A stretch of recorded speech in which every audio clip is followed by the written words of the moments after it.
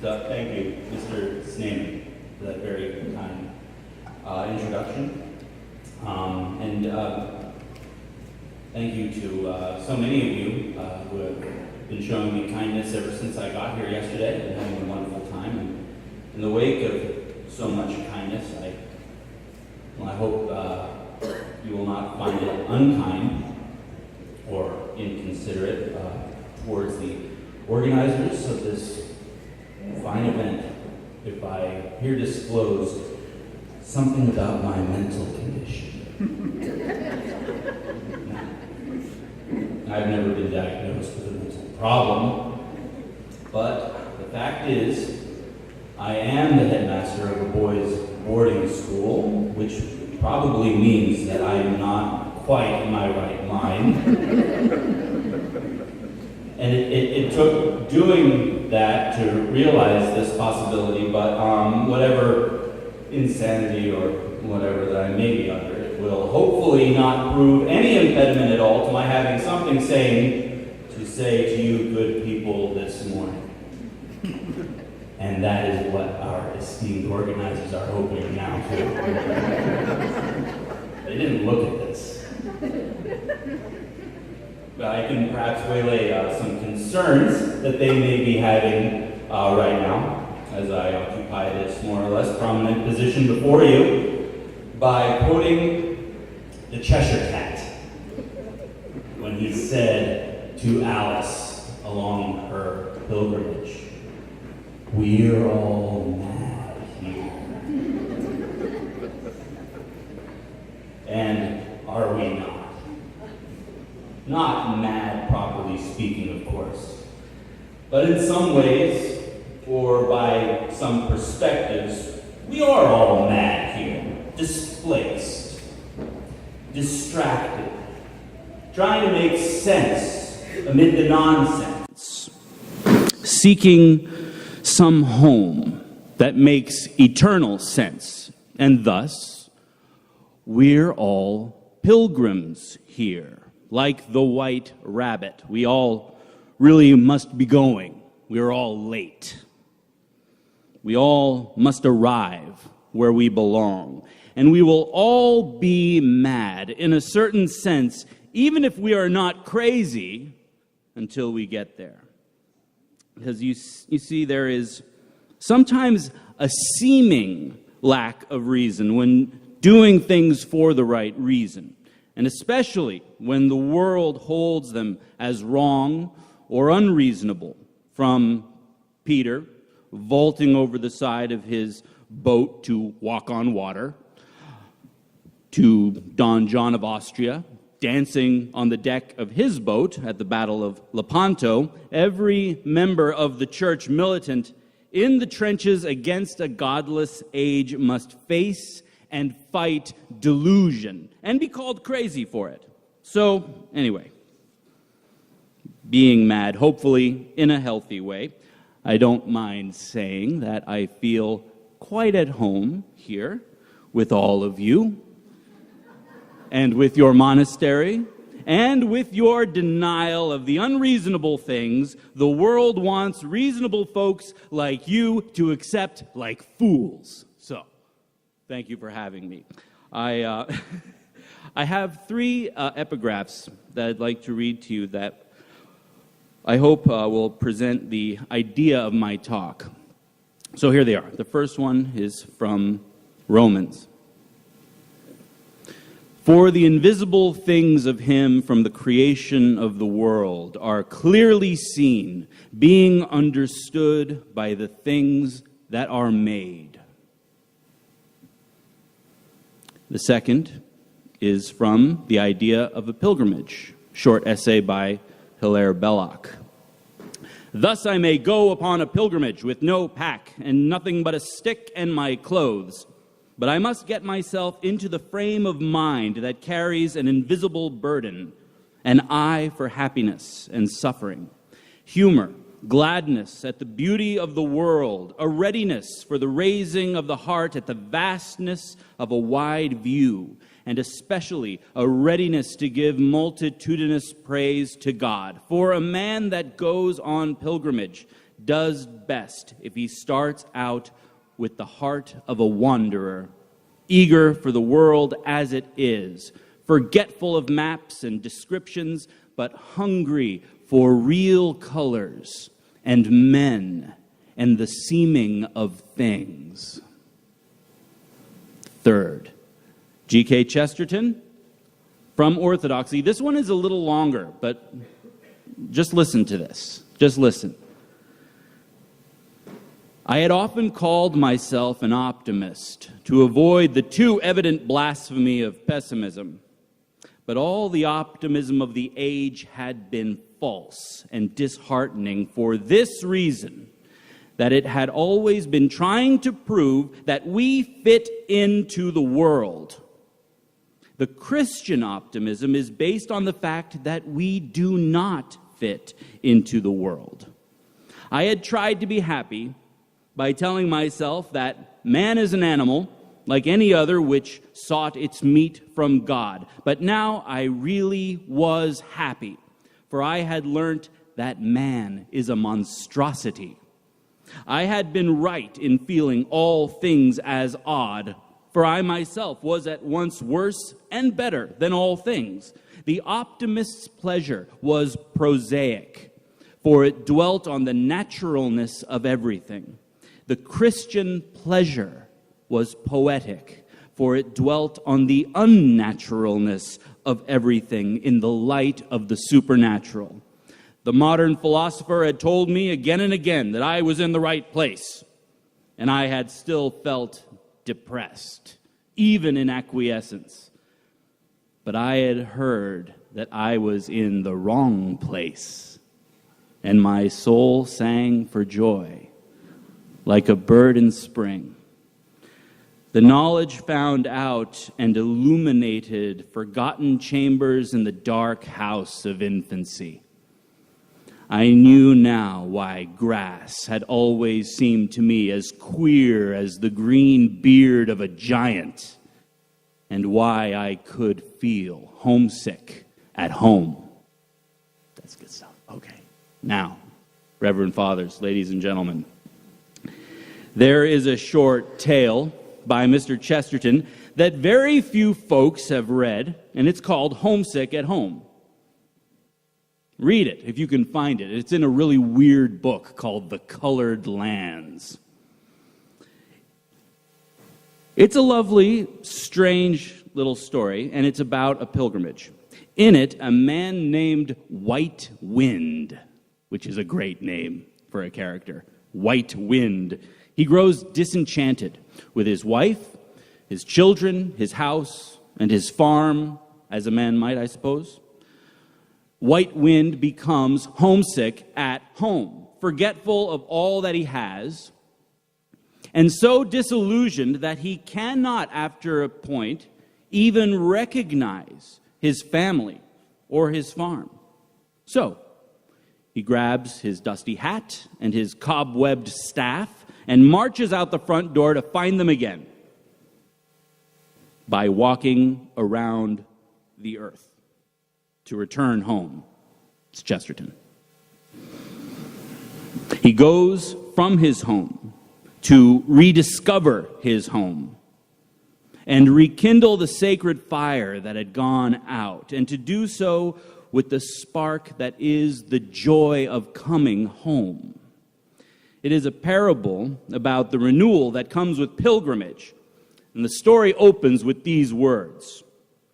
One, seeming to be a traveler, came to me and said, "What is the shortest journey from one place to the same place?" The sun was behind his head so that his face was illegible. "Surely," I said, "to stand still." "That is no journey at all," he replied. "The shortest journey from one place to the same place is round the world." And he was gone.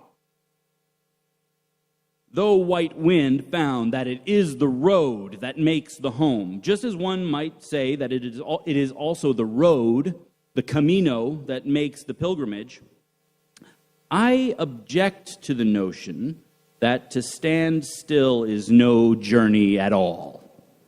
It can be. There is a sort of pilgrimage that requires no road, no epic journey, no distant shrine.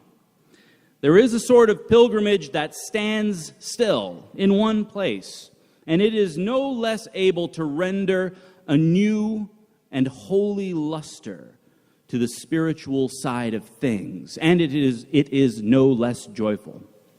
Even one who stands still can still have the heart of a wanderer and a hunger for the seeming of things and the joy of pilgrimage. The idea of today's conference, of course, is the joy of pilgrimage. And it is an idea that evokes one of the happy ironies of humanity, that we are, as St. Peter says, foreigners and exiles here at home. We are out of place. We do not belong where we are. We are chasing after a higher home. From a certain point of view, we are all mad here. We are restless travelers, strangers in a strange land. And even though we are home, we still have a kingdom to come to. We are homesick at home. And though it sounds like something a madman might say, it is absolutely true. And what is more, it isn't crazy at all. It is the multitude that calls this world home who is truly mad. The ones who are sane will appear and oftentimes feel mad so long as they have faith in the world to come. In accordance with the paradox of belonging where we do not belong, the idea of a pilgrimage is very much connected to the idea of a village, even though they respectively suggest very different ideas. One is going somewhere, the other is not going anywhere. But no matter where we are, or where we are heading, or what we are doing, or where we are staying, we are all going somewhere. And the idea of a pilgrimage as a journey necessarily involves the idea of coming home, of a final destination. And it is something that can and must take root in every village and every heart. We must all have that readiness for the pilgrimage and of the pilgrimage of standing still, of staying in place, and for the joy it brings. Such pilgrimages, where the holy seems to come to us instead of us to them, are real gifts of grace. For they remind us that we are going somewhere spiritually, even if we are not going anywhere physically, that we are going back to some invisible mystery from whence we came. It is wonderful when we have those foreshadowings of return, of coming home, in the strange circlings of our own lives, when the invisible becomes suddenly visible. And how many things chalked up to coincidence are actually miraculous road signs leading us on to return to our origin.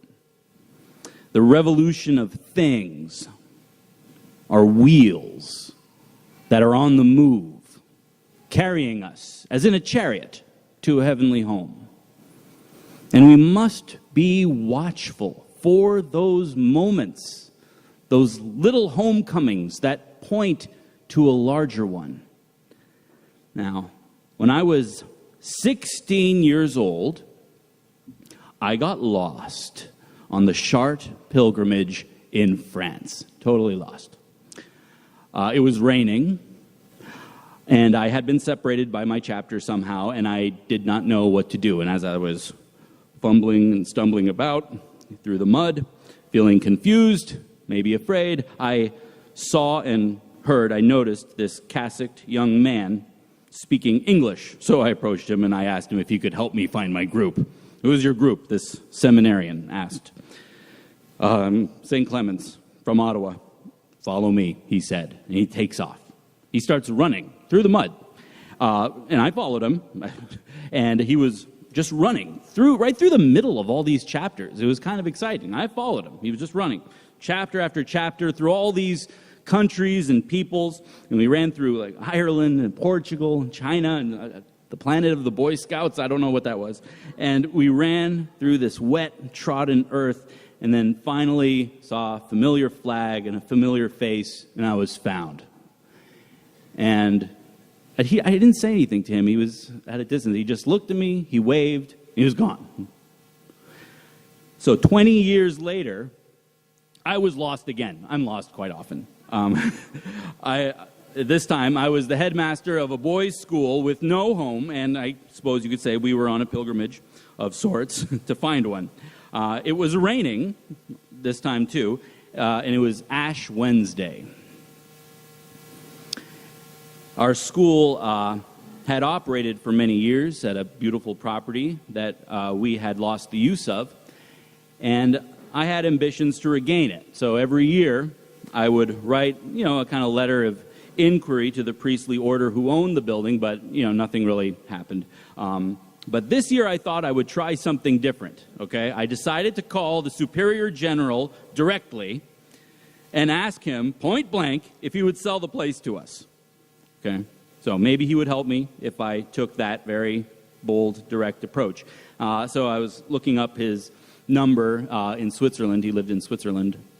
And I saw his face on the screen. It was like a friendly face, maybe this won't be as disastrous as it promises. So there I am. I ask this kind of inconceivable question. It seemed so to me anyway, over the phone in the rain on Ash Wednesday. And I thought of the face of this priest that I was appealing in this way, and boom, I recognized him. It was him. It was the same young seminarian that had helped me in France. And so it's just an instance, this strange and wonderful way that God has of intersecting the paths of his creatures to help them find himself and to find themselves, for us to find ourselves along these weird and wild paths of our lives. So, and then here I was in need of help, and here I had suddenly found one who had helped me before. And he helped me again, as you probably have heard. And so it just goes to show that we must perhaps be a little lost before we can meaningfully find those signs of affirmation that our Lord uses to lead us on, to draw us to an ever-increasing belongingness, to hearken us home. And we need to be attentive to the Lord's poetic refrains along our pilgrimage, and to be up for the adventure of finding them. A pilgrimage is an adventure. As Hilaire Belloc explains, it is a coming toward, from adventus, a coming into contact with something holy that is at first too far away to see. Faith in God begins with the experience and the sudden realization of the wonder of creation, the curious and joyful forms of our fellow pilgrims, and of every natural thing along the way. But part of the whole idea, the whole purpose of pilgrimage, are those moments when we come toward the things we have seen but not observed, as Sherlock Holmes says, and gain an understanding of them that goes beyond the pleasure of wonder. It is when we come toward those ordinary things and gain an extraordinary clarity that suddenly transforms our wonders, hopefully, into wisdoms.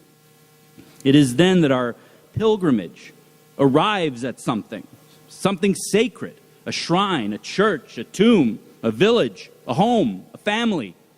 Belloc says, "On the way I will see all I can of men and things. For anything great and worthy is but an ordinary thing transfigured. And if I am about to venerate a humanity absorbed into the divine, so it behooves me on my journey to it to enter into and delight in the divine, which is hidden in everything." And so are there secrets of divine delight hidden everywhere, in everything. And they are there waiting for us to unveil like a bride or to unearth like a treasure.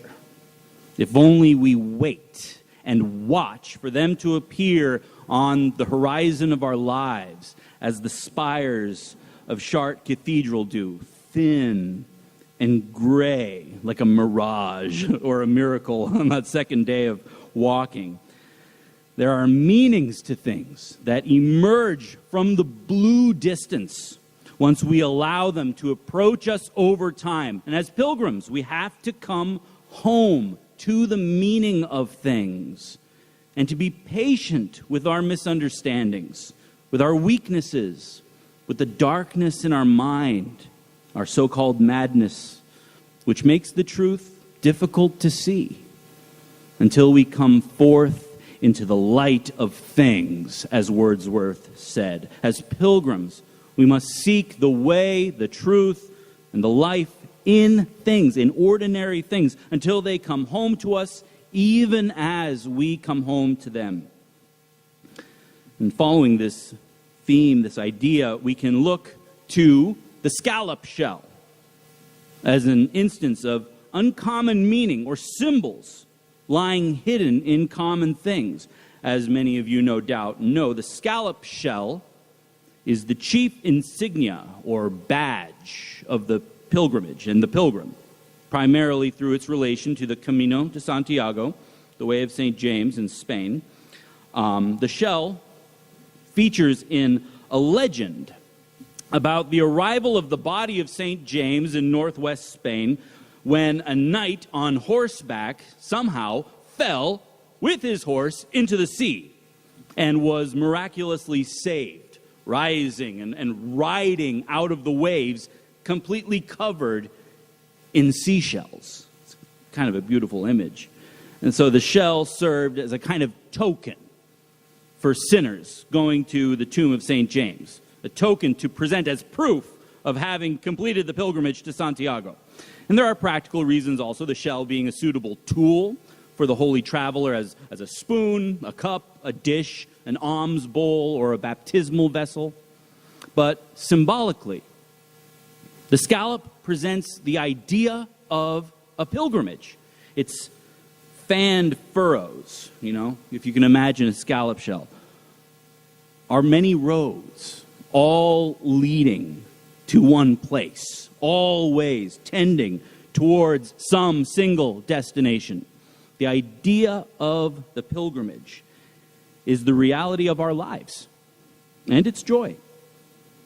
Now, though the idea of a pilgrimage is happily rooted in the ordinary, my idea of a pilgrimage has also been informed by the extraordinary things my students experience on their pilgrimages every year. And as I said, a pilgrimage is an adventure, and so do the St. Gregory's boys approach it. There's a picture of them on the pamphlet that is offered at the door on pilgrimage in Italy. Every year, upon graduation, the senior class takes up either the way of St. James in Spain or the way of St. Francis in Italy and goes on a 4-week pilgrimage. They carry no money so that they can experience some hardship, some doubt, a bit of hunger, so that in their emptiness they can come home to bread and cheese. The miracle of not having and then having, of being poor and then rich. It is then that they begin to sense and know that God is the giver of all good things. Though they have had it 1,000 times, they learn for the first time the taste of cheese. They are not, they are on a pilgrimage for Rome and for cheese. And when they arrive at a town, they set up in the square, they sing, and they juggle for the people there. And with the money they earn doing that, they eat and leave any leftover money with the local church. And then they find a place to sleep and do it again, starting out every day with nothing but faith that God will provide. And you have to be a little crazy, I suppose, to be a true, trusting pilgrim. And it is with that trust and that taste of cheese that our boys become readier for the pilgrimages of their lives. Now, some years ago, the St. Gregory's boys set out for a tiny town called Biscina, atop a mountain in central Italy. I wasn't there. I'm just telling the story. If you want to hear the story firsthand, talk to Mr. Ben Strong there, the guy in the plaid shirt. Okay. And I'm borrowing this story from his account of it. So it's a long walk, wending through fields, over creeks, and along the edge of a cliff cut into a mountain. And as the boys completed this trek, the sun was setting over a vista of forested hills and on the face of this ruined castle, kind of lurking in the trees. And a plaque outside the site there told them that this castle once belonged to the infamous 13th century traitor, Count Ugolino, who was punished by being locked up in a tower to die of starvation with his children and grandchildren. Legend has it that the Count's progeny even begged him to eat them in order that he might stay alive. And after his death, Dante imagined that this villain's infernal afterlife consisted in being embedded in ice, cursed with eternal hunger, as he forever gnaws at the back of the head of his betrayer. Okay, Archbishop Ruggieri. Maybe you remember that in the Inferno. Now, of course, this ghastly history only made this castle all the more attractive to the boys. They were all over it. The courtyard was all overgrown with shrubbery, and to the side of the whole place, they found this small, ruined chapel. The roof had collapsed in one corner, and the fading light, as the sun was setting, revealed 3 stone altars that were topped with marble slabs. And as the boys crept into this church, they noticed a subsidence in the wall by the main altar and a pile of bones, human bones. And so they ascertained that someone had, a long time ago, been entombed in the wall, and the name Julia Peronetti was etched on the wall beside this sepulcher that had fallen with the falling wall. So after consulting with the chaplain, the boys began to dig a pit, to dig a grave, to reinter these remains. And as they worked, these black scorpions were darting out from underneath their hands, in the growing darkness. Sounds like it was a lot of fun, actually. After committing the bones to the earth, they prayed for the repose of the faithful departed, and the boys then examined the altars, and they carefully lifted up the marble slabs that topped them and beheld underneath each of them this time-encrusted leaden canister as bound with threadbare red ribbon and had episcopal seals with wax on them. And they were reliquaries. So they had them. What should they do with them? Should they perhaps rescue these artifacts? Should they leave them there for further decay and forgotten in that ruin? What if they should be found by unfaithful hands? What should they have done? Are there any officials here from the Italian Antiquities Office today? Those reliquaries are enshrined at St. Gregory's, where they are venerated every day, and especially on All Saints' Day, when we honor the saints whose names we do not know. So, though found on an adventure in a distant land, on a holy road, those forgotten relics themselves that the boys found on their pilgrimage should awaken us to the forgotten treasures that await us on our pilgrimages that stand still. Those relics stood still for centuries, perhaps, and were brought to a home by their discovery. Perhaps the home they had waited to arrive at by some mystery of providence for so long. This is an illustration of the idea or the essence of the pilgrimage of staying in place, the coming home of holy things that have long lain hidden, even in our own hearts. Their discovery is the joy of pilgrimage, as they evoke the joy that we are not home yet, and that we can be heading for home, even within our homes, our houses, our villages, our families, our churches. In fact, that joy is a duty.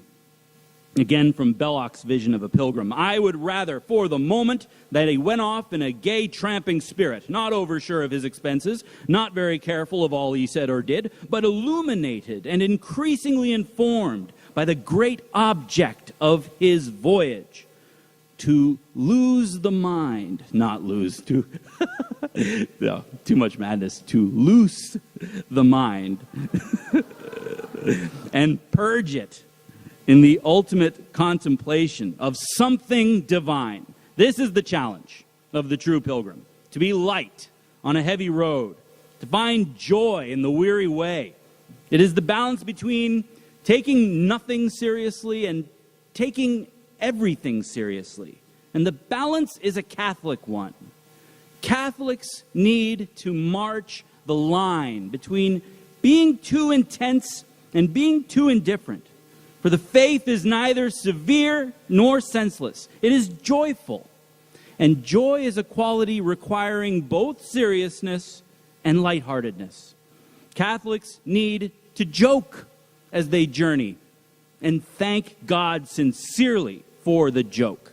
As Chesterton said, and this is a good one, it is the test of a good religion whether you can joke about it.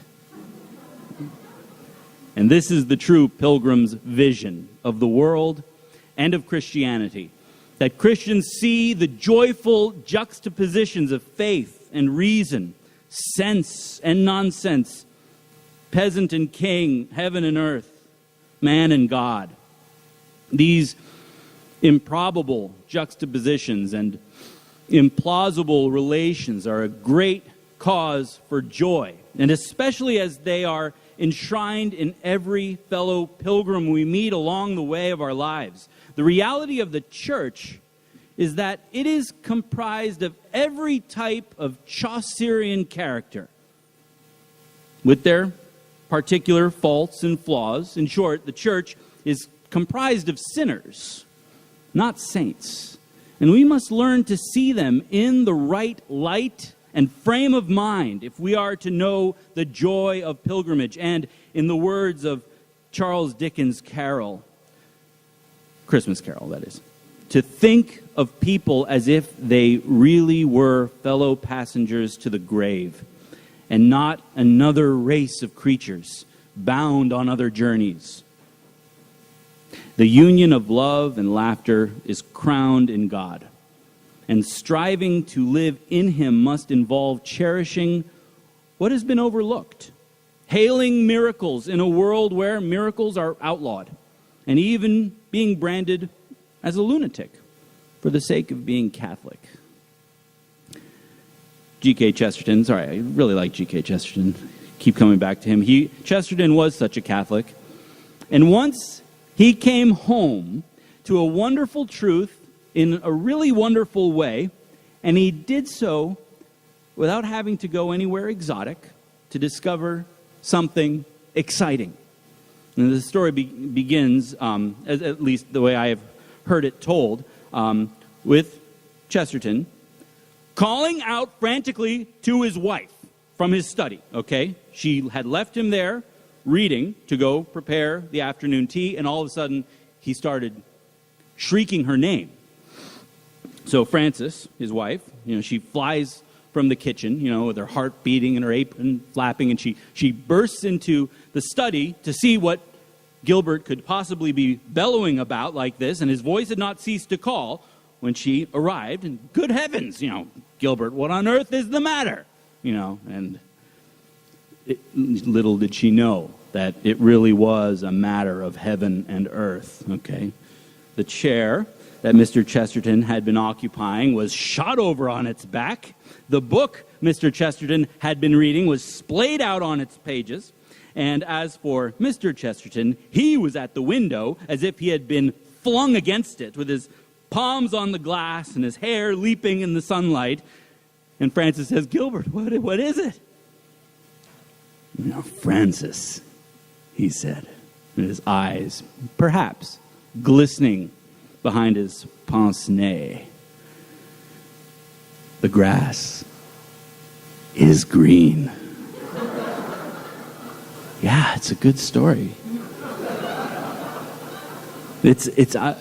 I'm so jealous of him for that story.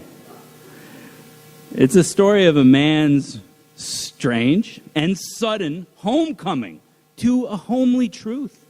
And it was born of a strange and sudden moment when the ordinary was recognized, or at least hailed, as extraordinary. On that quiet afternoon, Chesterton saw the color of grass not as a plain fact of pigment, but rather as an artistic decision of creation.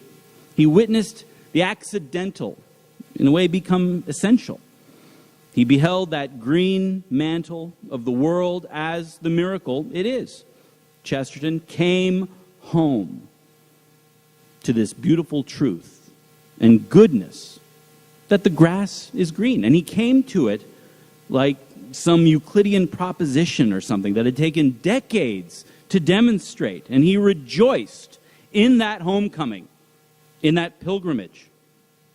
And we all know that Odyssean joy of returning home after a journey, or even of arriving at our holy destination at the end of a pilgrimage, whether it be the tomb of St. James, Chartres, Rome, a shrine, a spring, a relic, a monastery, a fireplace, a dining room table.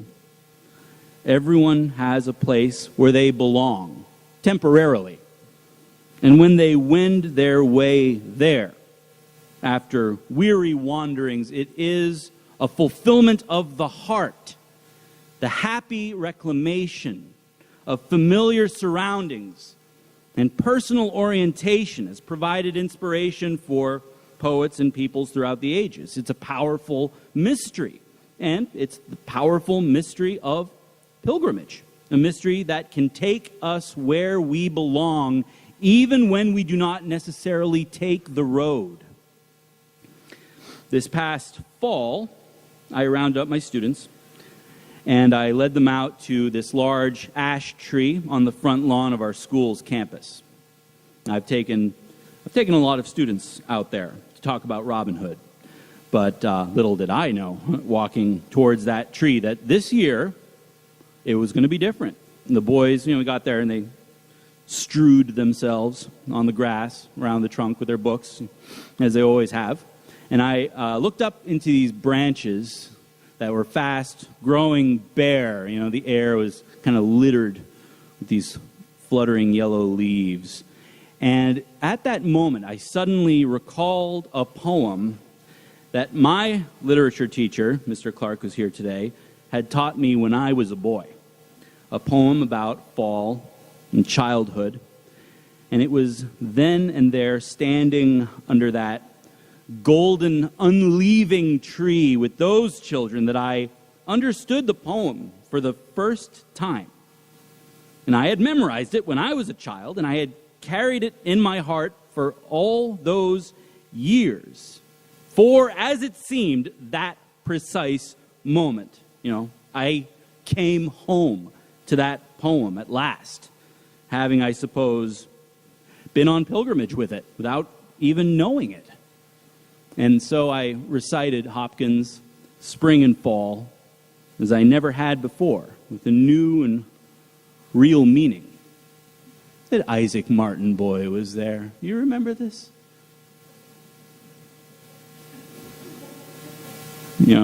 My eyes may have glistened behind my glasses, but I don't know that Isaac Martin or any of the other guys there were the wiser, pulling at their ties and, swatting at the leaves. But that's okay. They wanted to talk about the bone-rattling battle between Little John and Eric O'Lincoln at Nottingham Fair. And fair enough, okay? They were not there yet, and they were not ready. And neither was I ready. This is where the real story is, for the surprise that awaited me when I went into the academic dean's rooms after that class, only to find him hearing recitations from his junior students of the Hopkins poem. And I sat there listening in to one boy struggling to recite. And then he stopped and he said in frustration, well, what is the point of learning this poem when I can't even understand what it means? And man, I had some very glad words for him. They were happy. You know, it was just so perfect. And sometimes it takes years to learn what you already know. Often we do not see how the goods we gain will profit us or where they will take us, but God brings us around to the beautiful in his own good time. And he has a way of carrying his children home. And as God brought that poem home to me, I know he will bring it home to that young man someday. As I said, we all know that joy of returning home, even when we do not leave our home. We all know the profundity of seeing something again for the first time. We all know these fulfillments of the heart, whether in a poem, a place, a piece of art, a long-remembered conversation, returning to some familiar thing and finding new meaning, new significance, new fulfillment. And it's a vital aspect of the human journey. And such instances, such touchstones, form the backbone of a joyful pilgrimage. And such revolutions are what is at stake in the never-ending distractions of life.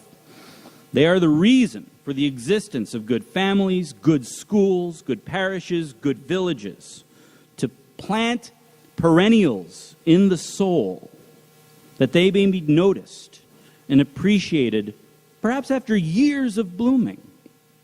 These perennials include not only poetry like Hopkins, but the poetry of the liturgy, the prayers, the rhythms of Holy Mass, of the divine office, work their way into the soil of the heart, returning as unexpected fruit in the lives of children grown to adults, often when their savor is most needed, even as Mary kept all those things and pondered them in her heart. It is in these moments of unexpected comprehension after years of pondering that the salvation of a soul may well lie. And this is what is at stake. And it is of eternal moment. Such are the homecomings of a true pilgrimage. The pilgrimage of staying in place must prepare for Epiphany, that apocalypse of seeing that the grass is green, that leaves are like the things of man, that there are tears in things, and that the world is a wonder of grace. Pilgrims, whether they leave their home or stay at home, must come home to things around them by placing those things, those seemingly ordinary or seemingly coincidental things within their sight and their sights, giving things time to come home to us, to make sense, to be meaningful. The idea, the essence of a pilgrimage is the joy of pilgrimage, that we are not home yet, but we are on the way, wherever we are. The joy of the journey is harder to come by these days, in a world that's insulated against discomfort and deficiency, overrun by labor-saving devices and the preoccupation with convenience. It is harder to find joy. Without authentic labor and trial, without pilgrimage, there can be no authentic joy. Without some struggle to survive, without striving against elements and distance, without connection to the earth and cooperation within a communal dynamic, there can be no true pilgrimage or true enjoyment. In Latin, enjoy finds its root in fruor. I enjoy, related to fruitfulness, not something of mere immediate pleasures, but the joy of some journey. As the wide world has come more and more within our grasp, it has made the world too small. It is incredible how difficult it has become to satisfy the expectations of the modern mind, which is always on the move, ever seeking, like a pilgrim, but never seeming to find. So many have unwittingly become devoted to the search instead of the destination. As prosperity has progressed, the capacity to be satiated by prosperity has regressed. In Shakespeare's As You Like It, melancholy Jaques, I always pronounce that name like that. I guess it looks like Jacques, but there's no U. Jaques, that's how Dr. Senior pronounced it. He calls this problem that we're experiencing wealth and ease. This wealth and ease, which is nothing more than a stubborn will to please. And he speaks rightly. The more society shifts into couch potato culture with glazed eyes and open mouths, the more difficult it is to be tramping, spirited pilgrims. So as Jaques sighs under the greenwood tree, Robin Hood reminds us, and the surfeiting world, better a crust with content than honey with a sour heart. In these words is joy, the joy of pilgrimage. And we must learn to recognize the truth of this wisdom and the home we are all bound for. It is the source of joy for a people who are forgetting how to find themselves because they have forgotten who they are. And because they have forgotten what it means to live, to wait, to watch, to taste cheese. So, ladies and gentlemen, go on pilgrimage here in your village. The Lord knows your feet can be weary even without a road. Enjoy the journey afforded by a monastery, a family, an Oklahoma home, right? You are sent forth right where you are. Sent forth as pilgrims to go home while staying at home, to find the things that you might have lost or might not yet have found, and to lead on to the highest home of all. We are all going home here. And though many of us will have the blessing of traveling to faraway holy places, like I have this weekend, coming to Clear Creek for the first time, there are many of us, perhaps, or perhaps most of us, who are faced with the challenge of the pilgrimage of standing still, of staying in the same place. Let us brace for that adventure with readiness for the miracles God has in store for us if only we are attentive. And in staying right where we are, let us all share in the same experience of coming home that White Wind had at the end of his pilgrimage round the globe to come home, an experience which Chesterton described in these words, with which I close. He had come to the end of the world. Every spot on earth is either the beginning or the end, according to the heart of man. That is the advantage of living on an oblate spheroid. Sorry, I've got a tickle in my throat here. It was evening. The whole swell of turf on which he stood was turned to gold. He seemed standing in fire instead of grass. He stood so still that the birds settled on his staff. All the earth and the glory of it seemed to rejoice around the madman's homecoming. The birds on their way to their nests knew him. Nature herself was in his secret. The man who had gone from one place to the same place. But he leaned wearily on his staff. Then he raised his voice once more. O God, who hast made me and all things, hear 4 songs of praise. One for my feet, because they are sore and slow, now that they draw near the door. One for my head, because it is bowed and hoary, now that thou crownest it with the sun. One for my heart, because thou hast taught it in sorrow and hope deferred, that it is the road that makes the home. And one for that daisy at my feet. Thank you very much.